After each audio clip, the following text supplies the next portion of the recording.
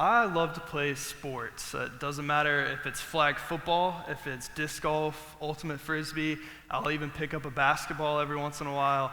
If there is a competitive edge to something, I'm into it. And I've played a lot of sports over the course of my life, but my all-time favorite and forever will be is soccer. And over the course of my soccer career, I've had many coaches. I've had some great coaches, and I've had some not so great coaches. And all of those coaches have offered different kinds of advice. But through playing, there's one piece of advice that stood above all the rest, and that piece of advice came from my parents. My parents, every time I used to put on my cleats, put on my shin guards, and go out onto the field, my dad or my mom, either one, would look at me and say, "All right, Riley, you need to leave it all on the field. You need to leave it all on the field." So sometimes I would take that advice to my heart, and I would leave my cleats or my shin guards or my soccer ball on the field after the game. That was never really a good idea. That never really went well. But that's not what my parents were getting at. My parents, when they said to leave it on the field, meant that I needed to hustle, I needed to push, I needed to work as hard as I possibly could, so at the end of the game, when I got back in the car, I couldn't say that I didn't try my hardest. And some days it's really easy. Whenever you're hydrated, when you've had plenty of sleep, whenever you're confident in how you're playing, leaving it all on the field comes easy. But some days it's really, really difficult. Whenever you haven't slept well, whenever you're tired, whenever you're doubting your abilities. But to leave it on the field requires a sacrifice of body and of mind. Say that when you've laid your head on the pillow at night, to know that you've given your everything to the common goal of the team, that you've left nothing left on the field that you could have used to do those things. My name is Riley Newton, and I'm one of the student pastors here at the Orchard Tupelo. And out of all the things that you could be doing on this Sunday morning, I'm glad that you're hanging out with us. We're going to continue on in this series that we've been walking through called Asking for a Friend, where we're looking at various questions throughout the Gospel of Mark and what our response should be to those questions. And so today we're going to be in Mark 14. So if you have a Bible or a device that you read on, go ahead and turn there. If you don't have a Bible with you, or you don't have a device that you want to read on, we have people walking around the room right now who have Bibles. If you would just raise your hand, they would love to bring you a Bible.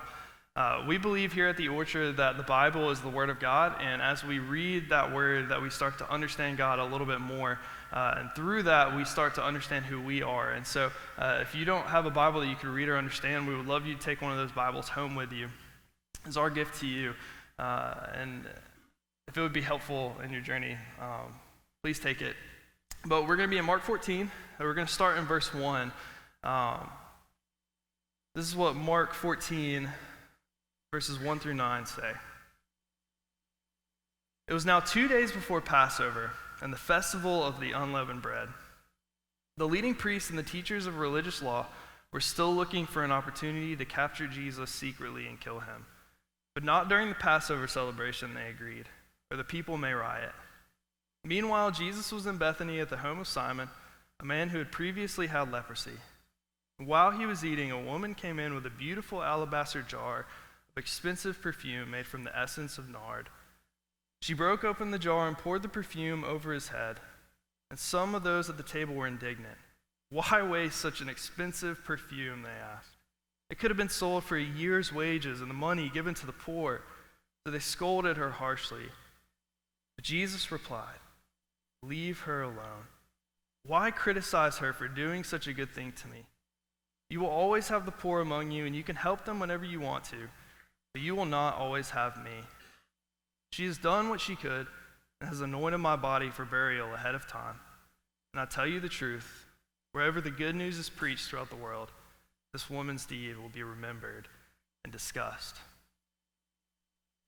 So right at the beginning of our passage, we read that it's 2 days before Passover. And Passover was a festival that was held in Jerusalem every single year as a way for the Jewish people to remember how God delivered the Israelites out of slavery in Egypt. And this was a huge ordeal. Every single year, the city of Jerusalem would swell up to 2 million people, which was massive in ancient times. It was a huge gathering of folks. The way that I kind of picture it, who here has ever been to an SEC away game? Do you know the feeling of stepping out of your car and beginning to hear the band start to play the fight song? You know the feeling of walking towards towards campus and hearing the murmurs of conversations from tailgates, about the feeling of stepping into the stadium as you can hear the loud music blaring over the speakers. I've had the privilege, or sometimes not the privilege, of being an Auburn grad who's been to Vaught Hemingway and to Davis Wade.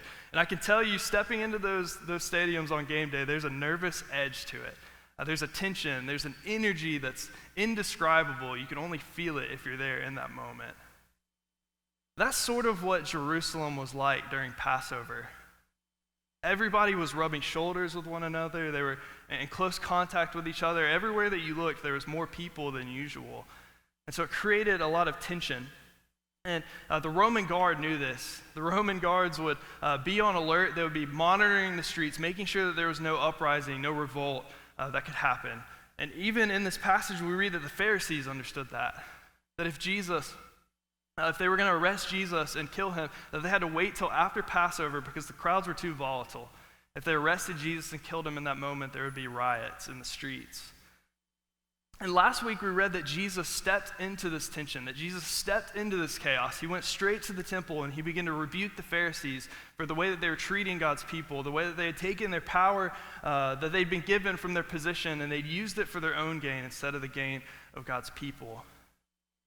But what's interesting is that this week, in this passage that we read this morning, that Jesus isn't in the temple.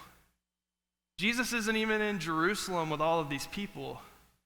Jesus is 2 miles outside of Jerusalem in the quaint hillside town of Bethany, spending time with his best friends.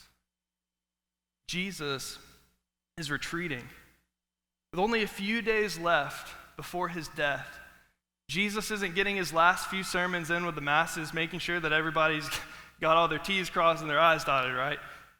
Jesus is spending time with his best friends. And what a ragtag group of friends that is. We get a little bit of a glimpse of that in this passage. In this culture, Jesus hung out with people that nobody else would hang out with. Jesus hung out with fishermen. He hung out with tax collectors. He hung out with social rejects. He hung out with women. And even in this passage, we see that Jesus is hanging out with a leper named Simon. This is a detail that's really easy to pass by, but lepers in that time couldn't live within the city. Lepers had their own colonies that they had to be in. And what we read about in Simon's story is that at some point, apparently, he's met Jesus and he's been healed because who once wasn't even allowed into the city, he's finally allowed into his own home so that he can be with his family again. And Simon chooses that in that moment he wants to have a dinner party for Jesus, the one who healed him. It's such a beautiful story. And so as they're gathered, they eat this meal together. They finish up, and Jesus and his friends are reclining around the table, as was the Roman tradition. They were talking amongst themselves. They were laughing. They were telling jokes. They were reminiscing, as we all would do whenever we finish a meal with our family or our closest friends. And quietly, almost unnoticed, a woman slips into the room. So as she starts to make her way towards the center around this table, people start to notice her and pay a little bit more attention, curious as to what she might be doing. And as she continues into the room, she walks closer and closer to the table and starts to make her way towards Jesus. And the room that was once filled with murmurs is now getting awkwardly silent as this woman walks over to Jesus, breaks the neck off of an alabaster jar, and pours the entirety of all of its contents on Jesus' head. As soon or as quickly as the fragrance fills the room, so do the shouts of indignation as everyone in the room starts to criticize and critique this woman for wasting something as precious as alabaster or as a pure nard perfume. But even before the shame and regret can rise up within this woman, Jesus speaks into the chaos. Jesus says in verse 6, "Leave her alone." Now, maybe it's just me. Maybe it's just me, but I can kind of see where the disciples are coming from, right? Like, Jesus, I don't know, man. I don't know. That perfume seems like it's worth a lot of money, Jesus. I don't know. Maybe the boys are right. And this perfume is worth a lot of money. The passage that we read says that it's worth over a year's wages for a common worker. And that means that this woman probably wouldn't have just found this jar laying around. Historians think that from their studies of this culture that these alabaster jars would have been passed down from family member to family member throughout generations on the women's side of the family. It's like the alabaster jar would be how we understand grandma's china or a bottle of wine that's passed down from a wedding day. This woman doesn't just pick this alabaster jar as something that she walked into her closet and was like, well, I guess this one will do, right? This is an intentional choice by this woman to lay down this sacrifice. If we were to be able to read the original language of this passage, the language that Mark used to write it, he would have been playing with his words right here. Mark writes in the original language that she poured out the best on the best. This sacrifice was not something that was just simply passable. This jar would have been her entire life savings. It would have been her life insurance. It would have been her backup plan. It would have been her safety net. And instead of keeping it to herself, she decides that pouring it out on the head of Jesus is worthy of the sacrifice. Jesus' response in this moment is as intentional as this woman's sacrifice. Look what he says in verse 6. Jesus replied, "Leave her alone. Why do you criticize her for doing such a good thing to me?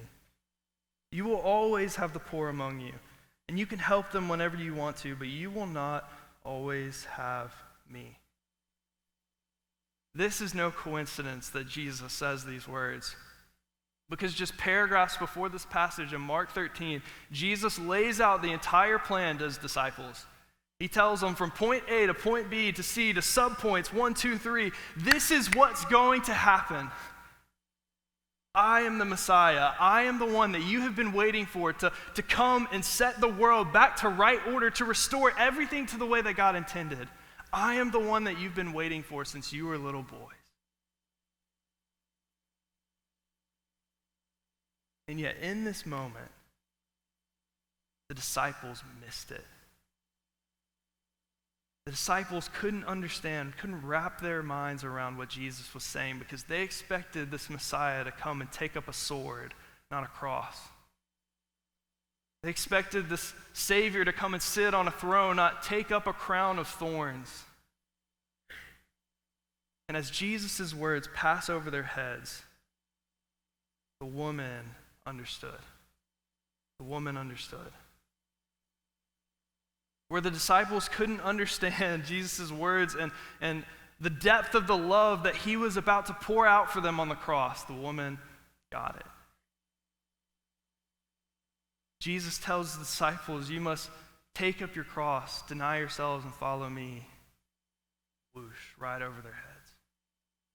Couldn't understand the depth of the love that Jesus was about to show them through this sacrifice coming in the next few days. And how are we in 2021 supposed to respond to a love such as this? How are we supposed to respond to someone who would willingly lay down their life and make a sacrifice for all of our wrongdoings and all of our brokenness? Paul speaks into this a little bit in Ephesians. In chapter 5, he uses this same image of the jar broken and the perfume rising to speak into what this might look like. This is what Ephesians 5, verses 1 and 2 say. Imitate God, therefore, in everything that you do, because you are his dear children. Live a life filled with love, following the example of Christ. He loved us, and he offered himself as a sacrifice for us, a pleasing aroma to God. Paul says to imitate God in everything that you do. Okay, that sounds great, Paul. Like, that's exactly what I want to do. That's why I'm here. That's why I'm reading the scriptures, is to imitate everything that God says to do. And so Paul says, great, then live a life of love. All right, awesome, Paul. Live a life of love. But what specifically does that look like for me? And Paul says in this passage, It looks like doing what Jesus did, who, knowing the cost, laid down everything, laid down his life, laid down his happiness, laid down his position, and considered it a worthy sacrifice. Now, I don't know about all that, Paul. That sounds like a lot. That sounds like a lot. I mean, that might have been good for Jesus, but I don't know. That sounds like it would be really hard for me to do, right? Like, let's be reasonable here. Like, let's make a bargain, right, Paul? How about we work this out and figure out a way that I can comfortably follow Jesus? How about this, Paul? How about, got an idea. How about I read my Bible whenever I have the time for it, sometimes at night? How's that sound, Paul? Is that okay? Is that a worthy sacrifice? Is that how? All right. How about, in addition to that, how about I pray whenever I'm having troubles or whenever I'm in a bind? Is that cool? Are we on the right page? How about I just go on a mission trip like every couple of years because, I just want to serve, Paul. I just want to sacrifice my life in that way every once in a while. I don't know about every day. How's that sound, Paul? Is that cool? All right. If all of that isn't good enough, how about I just come to church whenever it's convenient for me? Does that work for you, Paul? All right, sounds good, man. Sounds good. So often we root around in the closet of our hearts looking for a pleasing or acceptable enough sacrifice, rather than grabbing the thing, the alabaster jar, and breaking it and letting it flow out of our lives as a worthy sacrifice for Jesus. Because what we read in these words that Paul writes is that to do this is going to cost our comfort. To do this is going to cost our money. It's going to cost us our pride. It might cost us some friendships. It might cost us a relationship. It might cost us our business. It might cost us our temporary happiness. Paul says that all of these things were not too much to say for Jesus to say that it's worth it. So often, we just kind of break the top off of our alabaster jar and we try to pour it out in a controlled pour, but Jesus says, no. I want it all. Break it onto the ground and let the fragrance rise wherever it might, and trust that I will be there with you. That no matter how hard it feels, no matter what the thing is, no matter what the sacrifice, I can take it and I can use your life as a leverage point for the gospel and take you on a journey that you've never seen before, bringing my kingdom into this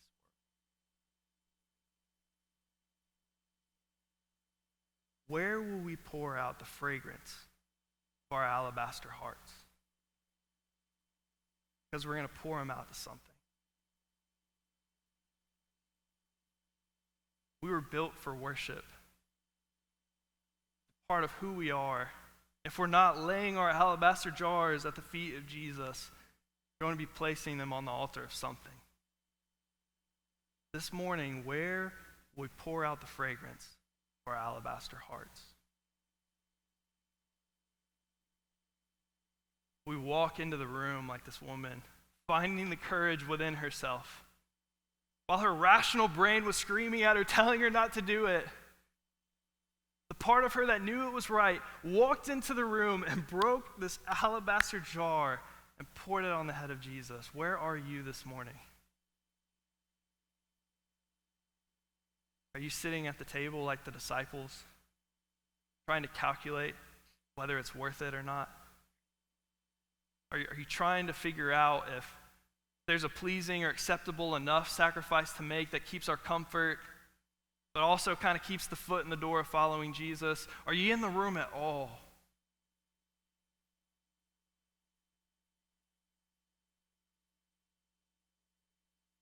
It's sometimes like the disciples, we can miss out on the fullness of Jesus for our idea of what it looks like to follow him. Sometimes, like the disciples, we miss it. This morning, May we not forget that Jesus' body was broken like this alabaster jar. May we not forget that his blood was poured out like this perfume. May we not forget that Jesus sacrificed the best of the best for the worst of sinners like you and like me. This morning, like this woman who was willing to sacrifice the best of the best, no matter what the cost. May we join her in that. Offer Jesus our alabaster hearts. Pray together.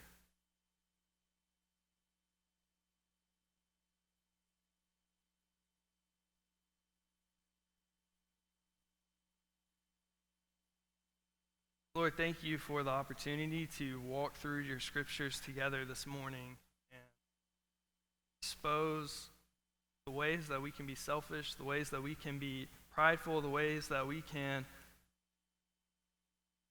want to live our lives the way that we want them.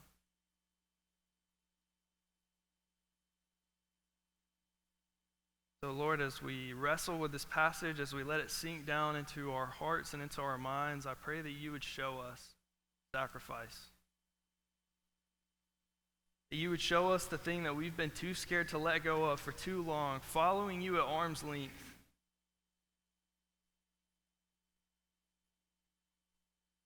We pour that out at your feet and trust that you will be there to pick us up whenever we fall. Trust that beyond our control, beyond our own ideas, beyond what we think is best, that you have it all in your hand. You won't leave us or forsake us. May we have the courage to offer our hearts as a sacrifice to you. In Jesus' name I ask all of these things.